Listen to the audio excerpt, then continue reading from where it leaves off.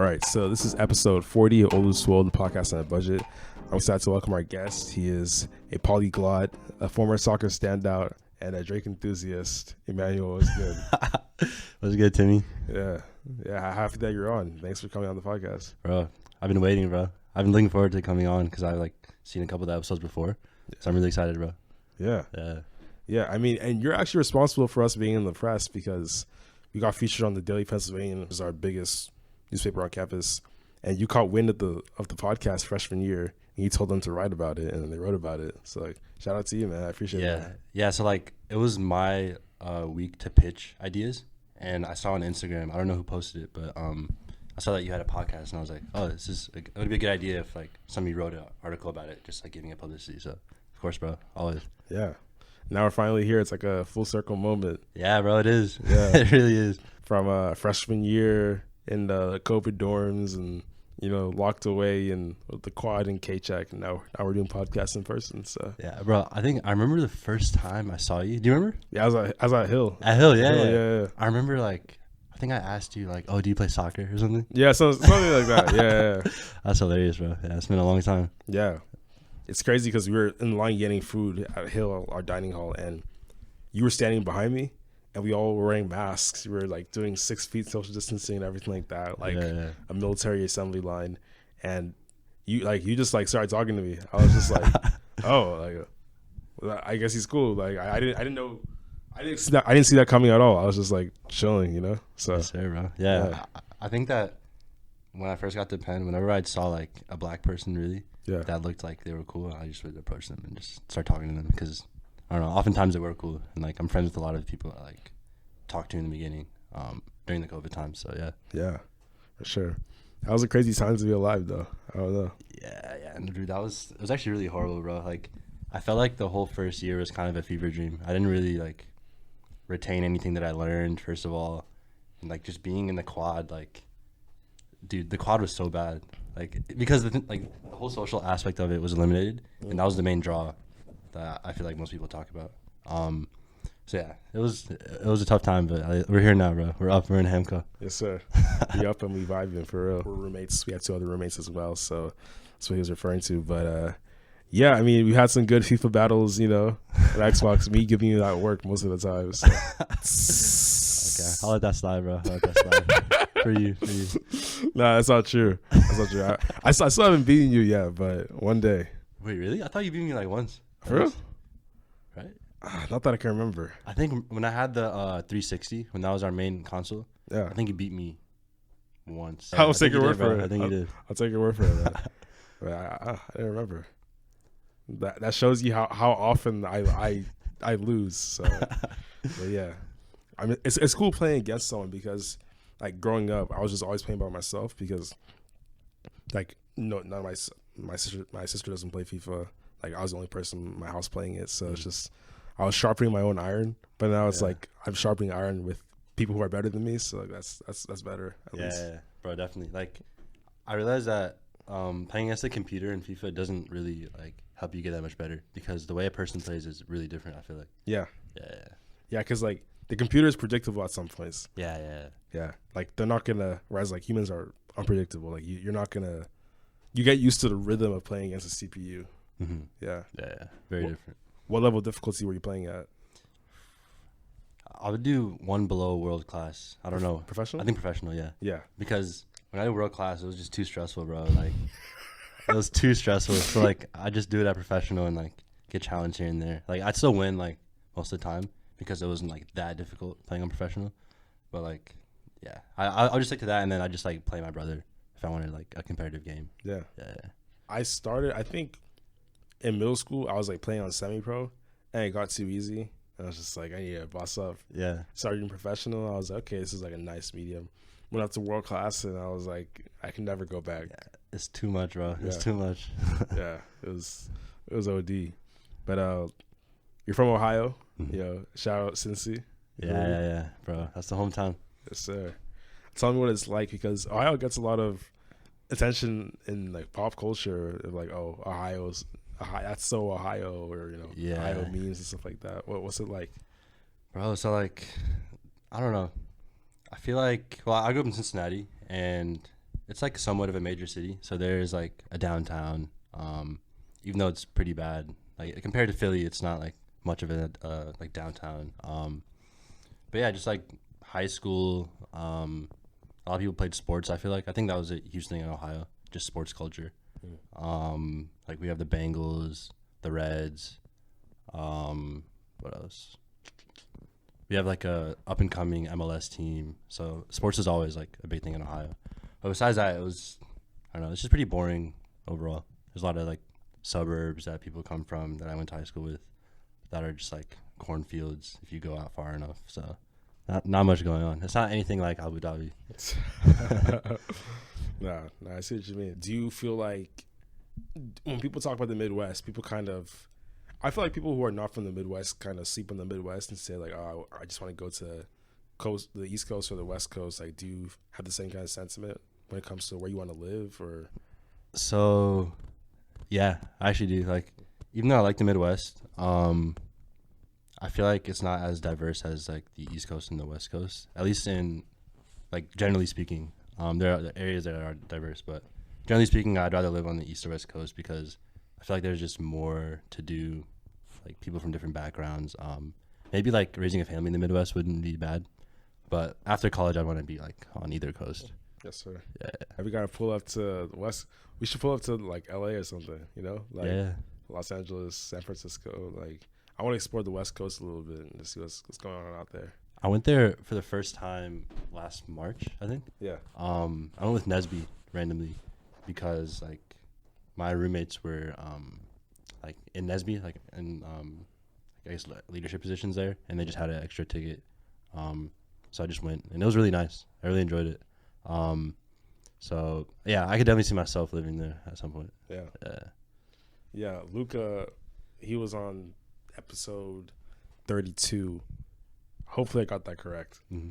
But he was on the podcast and he talked about the trip, like going to LA and stuff, and like what that was like. So that was cool. Yeah. That was like, I think we recorded it maybe very soon after you guys got back, like maybe 2-3 weeks after within that frame. So yeah, sounded like a movie from what I heard. So yeah, bro, it was a good time. Yeah. I remember I was in your suite in Lauder sophomore year, and y'all were telling me stories about the trip, and I was just like, yeah, it was, so that was pretty fun. Yeah, a lot of interesting stuff went down. For sure. That's funny. I know you're really into soccer. You played a little Walnut Hills. I saw a photo of like 7th grade Emmanuel, Gebremeskel, midfielder, class president. All that. That's giving us that work. Ronaldo chop and everything. Bro, so like the thing is, like when I was in middle school, I felt like I was like very dirty because my high school was like technically like 7th through 12th grade. Yeah. So like in middle school, I was dirty. Like I was pretty good, but then like high school, I like didn't perform as well as I wanted to, even though like I like made varsity. Like I think 11th grade or 11th grade. And like I got minutes like at start sometimes, but it wasn't as fulfilling because I did not like the coaches. Like, dude, is that camera? Is that the one recording? Yeah, well, both of them. Yeah, bro. This one's straight at you. Is that what I mean? That was it, bro. Walnut Hills coaching staff, bro. You guys need to change. It was so bad, bro. Like I did not like my coaches, and I don't know. Like I just felt like they were always I don't know. Like they had like an agenda against me. This might sound like crazy, but I don't know. Like, but yeah. That's what I had to say. Should have went to Chino Hills instead of Walnut Hills. Bro, I wish. Out west. Yeah. How'd you get into the sport? Like, I think when I was like 5, I started playing. I played like, it's called Say Soccer in Ohio, like the rec leagues. And then from there, I just played like all throughout like my youth. And then I ended playing in high school. But yeah, like my family was always into soccer. We'd always watch it. Always play soccer video games. So I think being around that is what made me stay with it. What made you want to choose to play in midfield in particular? Because I feel like as a young person, like playing as a forward is a lot more attractive. I wish I did that, but I was always a defender because I couldn't really play like that. Like I was very offensively challenged, so I couldn't really do much offensively. But like, why midfield? So like, I think my best attribute was dribbling when I was younger, and I wasn't that fast, so like the wings didn't make a lot of sense for me. Um, I played like in the central midfield because I felt like I like was I was good at passing and like just like keeping the ball. So I just thought it made sense to like be in the midfield. And they said you wanted to go to OSU. Yeah, you saw that? Yeah. Yeah. So, is that from the Walnut Hills website, like the soccer website? I think it was from Or a the tweet. Facebook? It was a tweet. Oh, the tweet. Yeah. Yeah. So like, in senior year, I didn't really know where I wanted to go. So I just said Ohio State because that's where I thought I would end up, and that's where a lot of kids I like from my high school end up going. So yeah, like that was where I was planning to go for the long, like until I got into other schools. So yeah. Like, I guess it makes sense if you didn't know where you wanted to go, and most people probably stay in the state, right? So it makes sense. Yeah. I remember like I filled that they had like they sent us like a questionnaire. Like so they sent all the seniors a questionnaire on the soccer team, and I just like filled it out real quick. I was like, I don't know where I'm going at this point. So because it was early in the year. bro, I was just like, okay, let me just write Ohio State. Yeah. No, that's fair. Outside of that, you speak a little German, which is kind of interesting because you're Ethiopian American, and obviously German isn't spoken in Ethiopia, at least to my knowledge. No, I mean no, it's not like a official language or anything. Yeah. So something like what it's like, and you're fluent. So like, what's that like being a trilingual? So like I'm close to fluent, I'd say. But since first grade, I've been learning it, so I have like a good amount of like knowledge on it. But yeah, it's really nice to know another language in a place that not a lot of people culturally are aware of what's going on. I feel like at least when I went to high school and throughout college, a lot of Black people specifically don't really know like what's going on in Germany, like Western Europe, and like learning the language and being like connected to the culture because of that.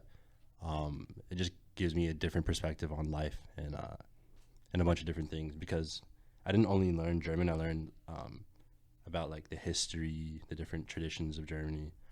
And like nowadays I feel like the Holocaust and like those like the more negative aspects of Germany I remembered.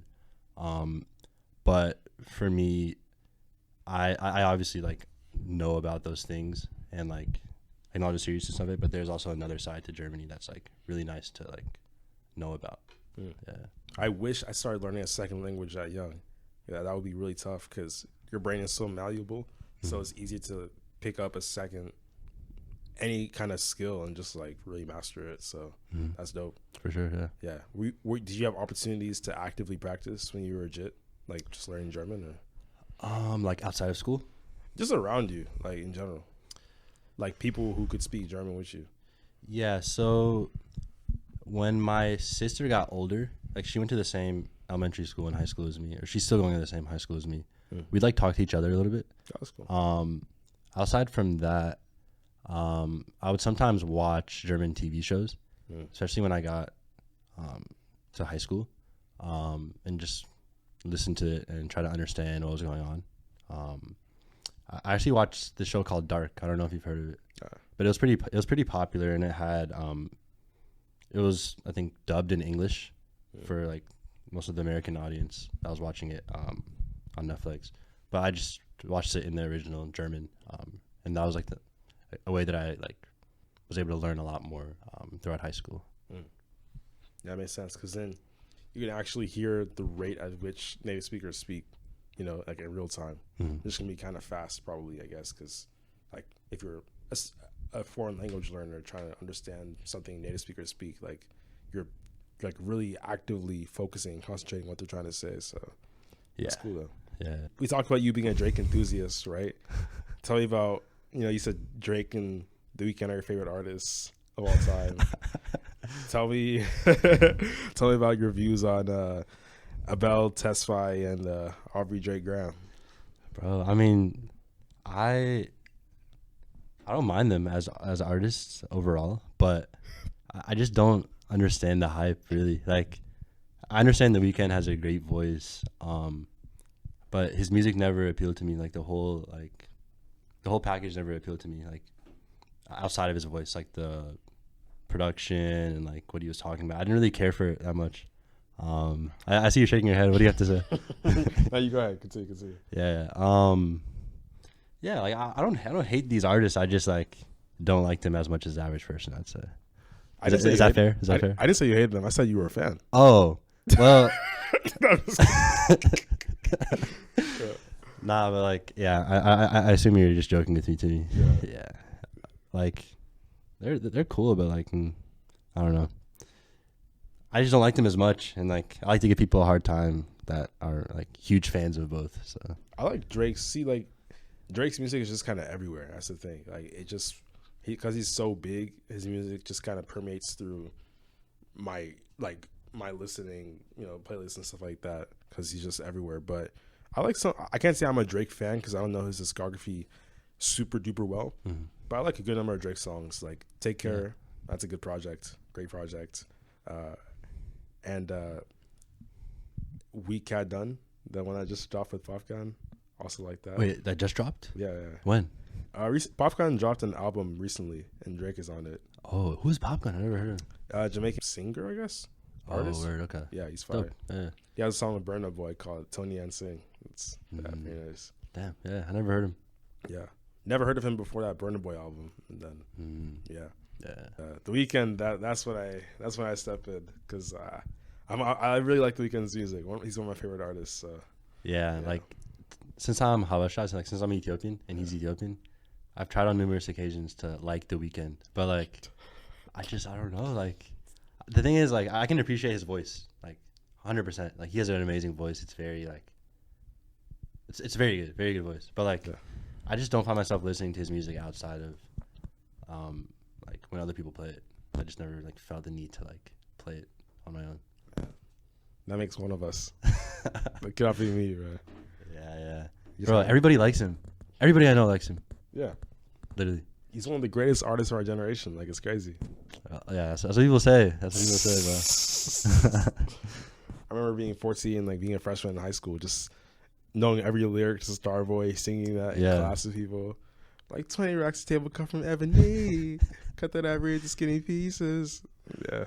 That's funny. Yeah, Yeah, I'm glad he's famous though. I'm really glad to see like an Ethiopian person famous. Yeah, it's funny how you mentioned like he said you tried to like The Weeknd. I just imagine you just like locking yourself to your desk, like wearing AirPods or something, listening to like The Weeknd's discography. Bro, like damn near. Like I would just like listen to all the albums people were talking about, and I'd be like, it's cool, but like I don't know. I'd rather listen to like something else. Like BK the Rula or Pink Panthers. Yeah, I actually much prefer them, both of them, to like The Weeknd. Just stylistically, I think that The Weeknd is a superior like artist, objectively speaking. Like if you were to ask Anthony Fantano, like what he thought, I think he would clearly say The Weeknd is like the better, like superior artist. But just as far as what I would rather listen to, it's definitely those two over The Weeknd. Yeah, that's fair. And you were telling me about this. You're saying that you think those two artists, BK the Rula and Pink Panthers, would be so. I don't want to mischaracterize your prediction, but you said like in the next 5 years they'd be one of the biggest like artists out there or something like that, or what? Yeah. Like I was kind of just like talking the talk, but I think that they are like gonna be very like big mainstream artists at some point, or I hope so at least. Pink Panthers is already pretty like mainstream at this point. If not like, yeah, she's like not mainstream, but like approaching mainstream, I'd say. And I think BK the Rula will also like blow up even more and like be like in the mainstream, maybe. But yeah, I just really like those two artists specifically, and I want to like shout out women artists because I think that people don't really listen to women artists, or like at least guys. I don't think guys will like boost women artists enough, and I think that it's good to do that. Yeah, for sure. Especially, I know Pink Panthers is more like pop, but especially in the rap industry, like BK the Ruler is a rapper, I believe, they're underrepresented. So I feel like it's just a lot harder for them to break through. So when one of them breaks through and makes good music, like I think it's worth appreciating that. Yeah, exactly, bro. Yeah, Exactly. I mean, Ice Spice is making waves, Yeah, I bro. appreciate that. Her production is so fire. Like all of her beats are so nice, Yeah, and I feel like she has bars too. yeah, I didn't hear her new EP. I remember you were talking about it. yeah, Yeah, but I'll definitely listen to it. yeah. Yeah.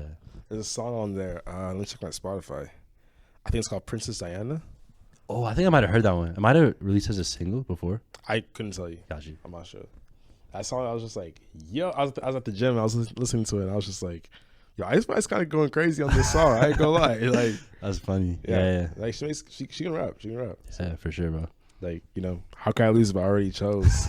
Like, what I mean? So. Bro, honestly, the line when she's like, what was it? Like, we're both from the Bronx, so I know that you're dirty. Yeah. Like, that's so hard to me, bro. I don't even know why. Like, I think I saw a bunch of like edits on on TikTok or something, and it, like, bro, the way they edited it and like the way the music was on it, like, it's so fire, bro. Yeah. They thought they really made the hardest Ice Spice edit of all time and thought you wouldn't notice. That's so funny, bro. Wait, are you on TikTok at all? A little bit. Like, I can't say I'm on it fully, but I check it maybe for like 10 minutes a day or something like that and just see what's up. My 40 page is pretty dumb, but yeah. Yeah, mine is also dumb, bro. Like, I'm not on it as much. I think during quarantine, I was on it like OD, like, cause it's such an addicting app. But it's cool. Like, I feel like I learned a decent amount from it. Yeah. It's interesting because now you're seeing social media become a source of news and like information, education.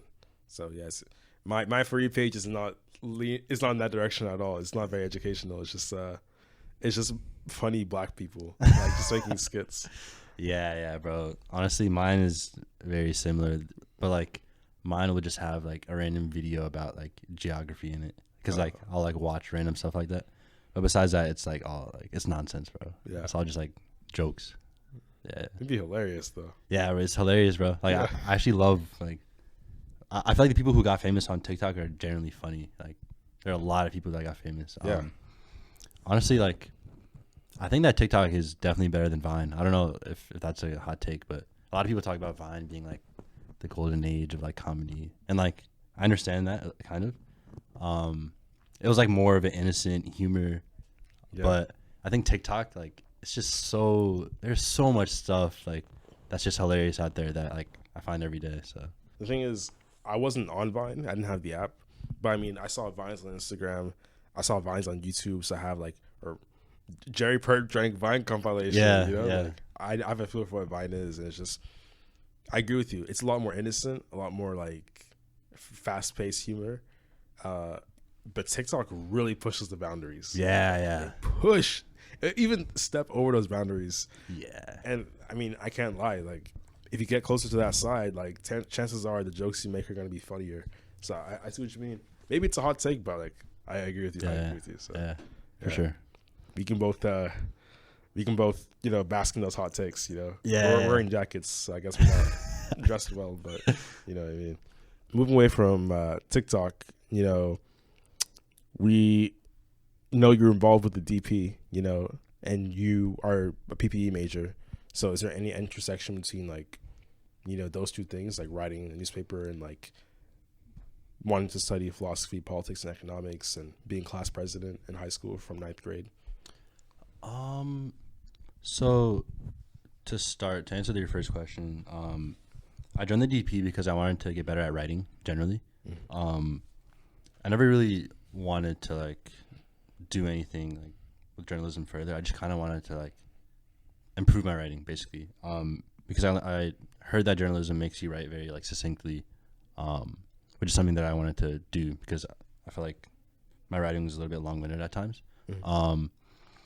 But as far as me being a PPE major, being class president, I kind of became class president out of just happenstance. The guy in the year above me, that was class president, just like recommended for me to run because I knew him through soccer. And I just ran and like was able to win, and just kept doing it throughout high school. But I think that I always had an interest in like government and history, throughout high school, throughout middle school. Like a lot of people hated A push, but I really liked that class. Like, it helped that I had a really good teacher. But yeah, I liked A push a lot. I liked my previous history courses and the ones I took after that. And it actually made me like pick up a history minor here, which like I enjoy.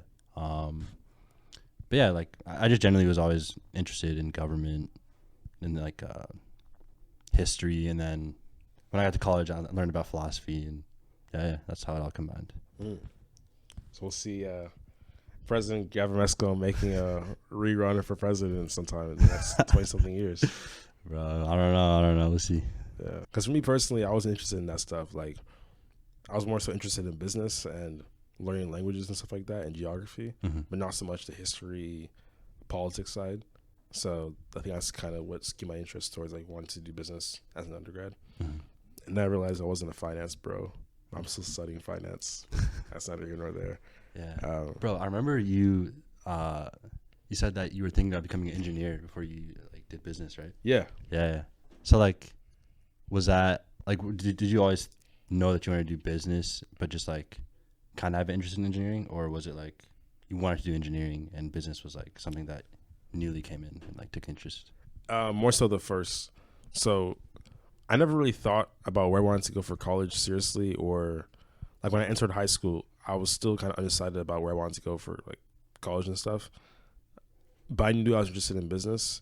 I didn't know how I would, like how that looked like at college level in terms of like the degree I'd study and stuff. But I was going for business, and then I kind of felt like around junior year, I felt maybe doing business as an undergrad won't be the best thing in the world because it might be seen as like a soft degree. This is not my personal opinion. I just thought that, like, I mean, this is not my current opinion now, but I mean, at that time, I thought maybe that was the case.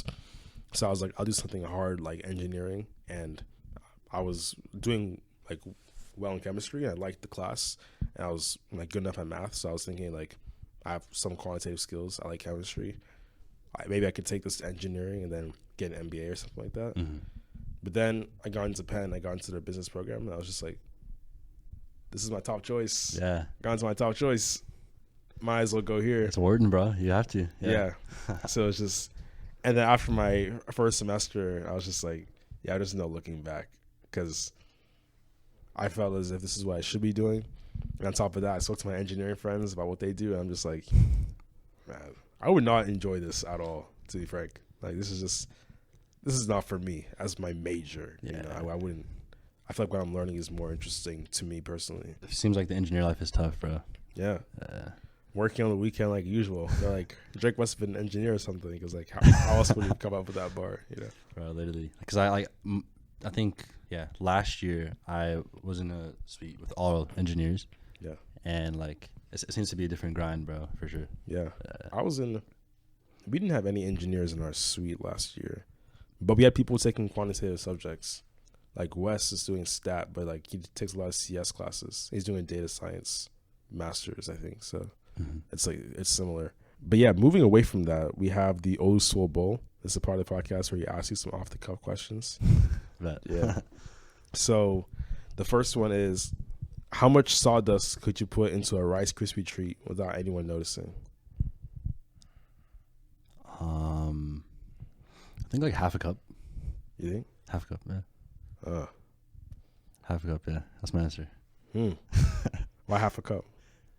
I don't know. So like, the reason why I said half a cup is because I thought about that blue cup we have in Hamco that hangs on the nail. Yeah. And I was like, okay, I think that I could hide about like half of that in Rice Krispie, because I don't know, it's the same color. Sawdust is the same color, so it'll blend in kind of. Is it like, are we trying to have the person not know that it's in there? Yeah. Oh, okay. I don't know. Yeah, half a cup. Why not? I see.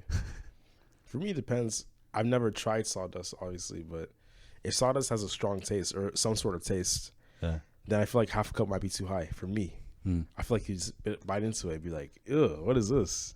So I say maybe like half of that, maybe like a quarter. I'm trying to think, like, I low-key don't remember the exact size of a Rice Krispie. But it's like, what, like that big maybe? I thought they were smaller. I thought they're more like You see this charging cable? More Yeah. like something like this. Mm. Like, so those are the ones that I have, at least the ones that I brought at the beginning of the semester. They're like this size. It's kind of small. Got you. Okay. In that case, I'll go to a fourth of a cup. Yeah. A fourth of a cup. Yeah. Yeah. Yeah. I don't want to give someone the recipe, you know. Hopefully this isn't the. Have you seen Harry Potter? I saw the first movie, but not the rest. Yeah. See, I was gonna make a reference, but like it's like potions class, but never mind. It's kind of nerdy. I was watching it over winter break with my sister because she's a big fan, and we're going through all 8 of the movies. Mm. That is a pretty good series. I ain't gonna lie. Yeah, I heard it's good. Like, I only seriously watched like the first movie and like read the first book kind of because my brother liked it. But like I think I've seen all of the movies just randomly on TV and like know a little bit about like some of the scenes from them, but I never like really watched all of them like that. Yeah. It's cool to watch it from start to finish and see the characters evolve and get older, and then he goes from like "Yo, Wizard Harry" to like Harry manning up and stuff. So it's kind of cool. Have you seen the YouTube like spoofs of Harry Potter? Nah. Really? Okay. Yeah, I've seen all of those. There's this one where I think it's Hagrid, right, that tells Harry he's a wizard. Yeah. And then like Hagrid is like Harry, you're a wizard, and he's like, I'm a what? He's like, you're a wizard, Harry, and he just keeps saying it, and it's like it's hilarious, bro. It's the funniest thing ever. Did they use movie scenes or did they just create themselves? It's like a horrible animation of both of them. It's like Minecraft animation almost. I see. But yeah, it sounds pretty dumb when I'm describing it, but it's pretty funny if you watch it. I'm sure it is. That's one of the defining shows of our generation for sure. Yeah, for sure. Yeah, it's crazy. Like in the clout from that show, like even just being one of the few extras. Like I remember there's this one kid, I think he was in the Prisoner of Azkaban. His name is Bem. He's not significant at all, but he's black. So like we noticed him, and he looked like he was from like West Africa or something like that. It was like, hey, that's one of us, you know. He appeared in like I think one movie or maybe one or two of the movies and stuff, and like he has a whole wiki like on the Harry Potter, you know, just this random extra who says like 2 lines in the entire movie, you know, like it's just such a significant, well detailed, well organized like TV series. Yeah, or not TV series, set of movies. Yeah, for sure. Like for me, I was always more of a fan. Or like I watched the Lord of the Rings movies. I don't know if you've seen those. I haven't seen them. Have you seen the Hobbit series? I've not. Damn. Okay. So like, have you seen Matrix before? I've not. No. Damn, dude. So like, as far as series of movies, I never really paid attention to like Harry Potter, but like I watched those 2 and I like them a lot. Those are like some of my favorite movies like ever. So that's why I definitely tap in with those like those trilogy movies like Lord of the Rings, The Hobbit, stuff like that. Those are all by J.R.R. Tolkien, right? Yeah. So The Hobbit and Lord of the Rings are by J.R.R. Tolkien, and then The Matrix is by like the Wachowski twins. So yeah. Well, I remember in Texas in our library, we used to see those books and they're fat, like, thick. Yeah. I'm like, man, that's crazy. Yeah. But I also remember the Scholastic Book Fair, and I got this cheat codes book. I don't know if you ever like had anything like that. Cheat codes on what? Basically it gave you cheat codes it was a 2-sided book. So from one side it was like left to right, and no, one side it was oriented correctly, like you left to right, top to bottom, and the other side was in reverse. It was all in one book, and one side was for handhelds like PSP, DS, and a third one maybe Game Boy, and the other side was consoles, so Wii, Xbox. That's everything. Yeah, it was crazy. It was like liquid. It was like solid gold. Yeah, I found in the Scholastic Book Fair. I remember when I went to the Scholastic Book Fair. I think it was 3rd grade. I bought a book on like different paper airplanes and how to make them. Oh, that big blue one. Yeah. But did you buy that too? Yeah, did you see that? I see that. Yeah, I think I might have had it somehow. Maybe someone gave it to me, but I don't think I got it through the book fair. Yeah, bro. Like I think if there's any book that I spent the most time with during my youth, it was that, because I'd be in class like during free time, just like making stuff, just keep making, and then I remember the coolest thing I made was probably the circle that I could throw. You could just like, you basically just take printer paper, like it's really simple to make. That's what like made it so like interesting, and then you just like throw it, and it just like goes. Like, it just I don't know how it works. I don't know what the physics of it is, but I was so fascinated by it. Yeah. No, like being able to make paper airplanes back in those days, crazy street cred. Yeah, bro, for sure. Yeah. Also, like bonus points if you could write that gangster S. Yeah. Yeah. Yes, sir, bro. I was doing both of those things. Yes, sir. Did you ever walk to the front of the class to sharpen your pencil so you could show off your fit or anything like that? Nah, bro. I was never like you, Timmy. I was never like you. Not even. Bro, I remember like, what was it? I think I did that like once, like in I think 5th grade. I remember I got a new pair of shoes. Like I used to be like really into shoes when I was like 4th, 5th, 6th grade.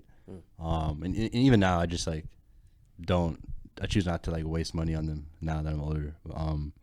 But yeah, like I remember like I got up because I just wanted people to see my new shoes that I got from during Christmas.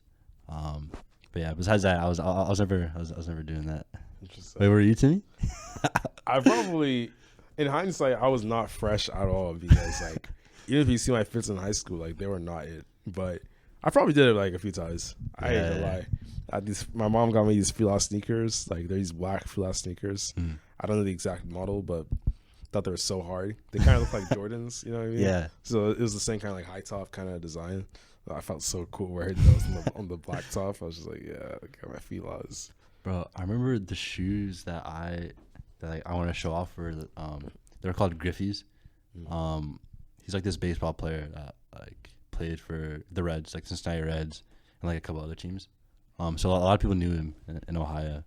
And like I remember like being so gassed when I got those shoes. Like, so I just wear them everywhere, show them off. Like I never take them off. I wear them to basketball practice, everywhere. You talking about practice? That's funny, bro. Bro, it's like AI was always like one of my favorite players though. Like growing up, I'd always hear about him. And being in Philly, like that's actually one of the main things I think of when I think of Philly. Like especially when I wasn't like in Philly.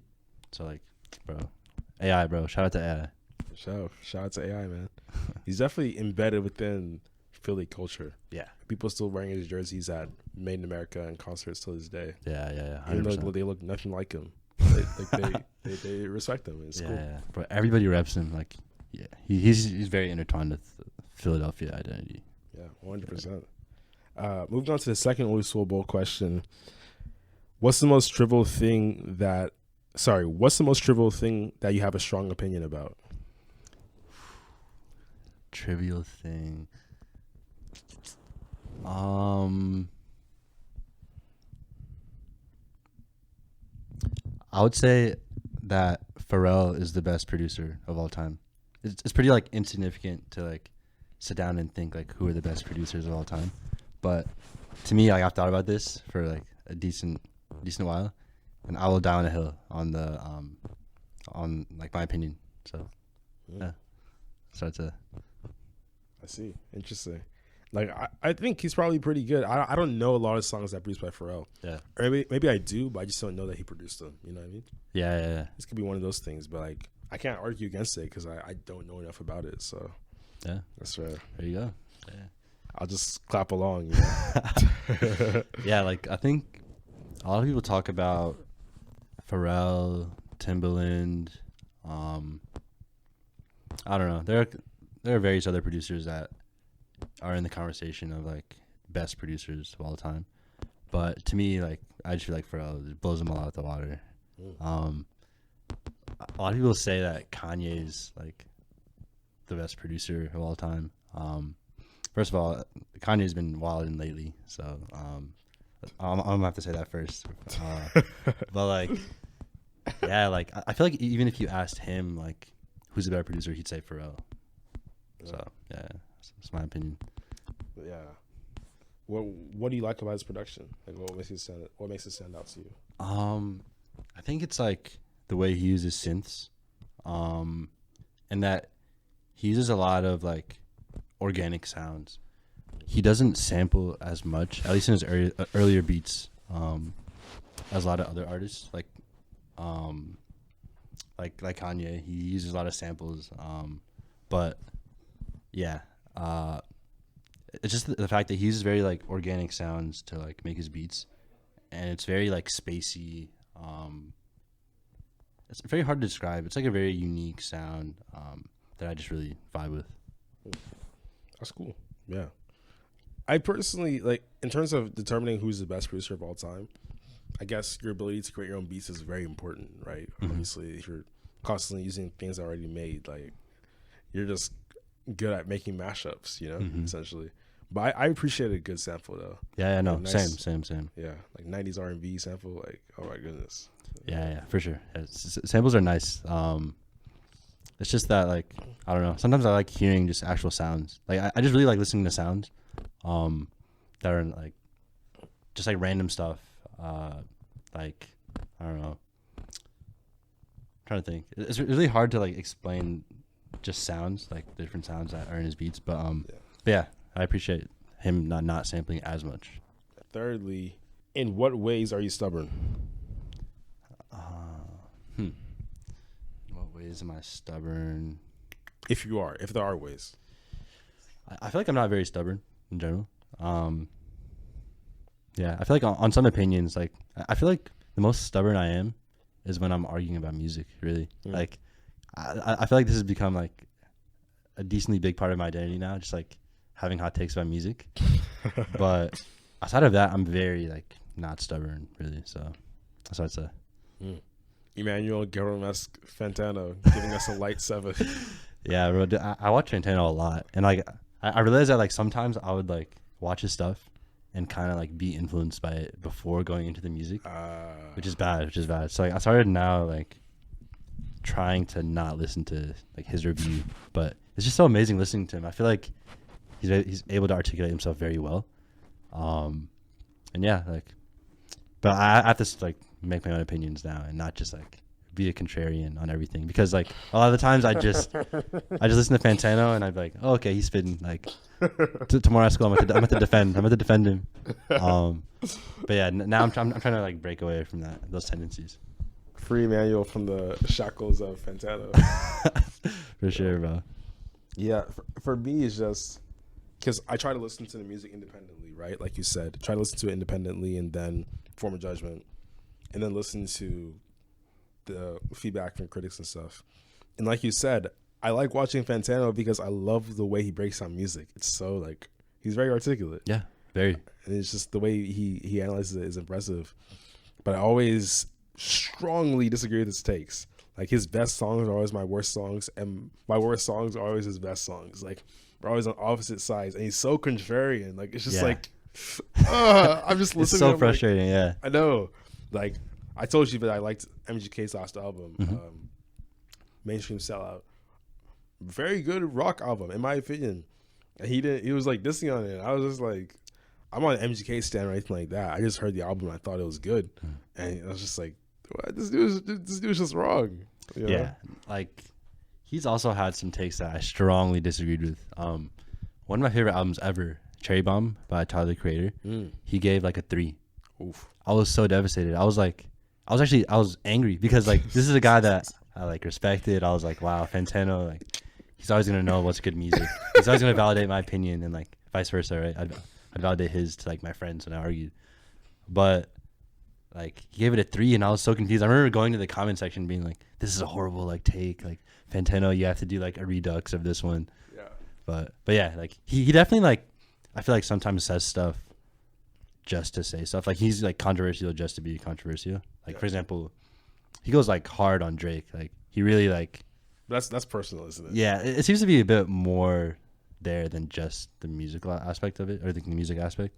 But overall, I think he's a very, like, interesting person to listen to. Yeah, the internet's busiest music nerd. Yeah, literally. Well, yeah, that's the end of today's podcast, though. Thanks for coming on the pod. I appreciate it, man. Yeah, for sure. Thank you for having me. No worries. Oluswole is on Spotify, YouTube, Apple Podcasts, Google Podcasts. We're on TikTok. So, How Can I Lose? I already chose. Like, thank you guys for listening. And peace.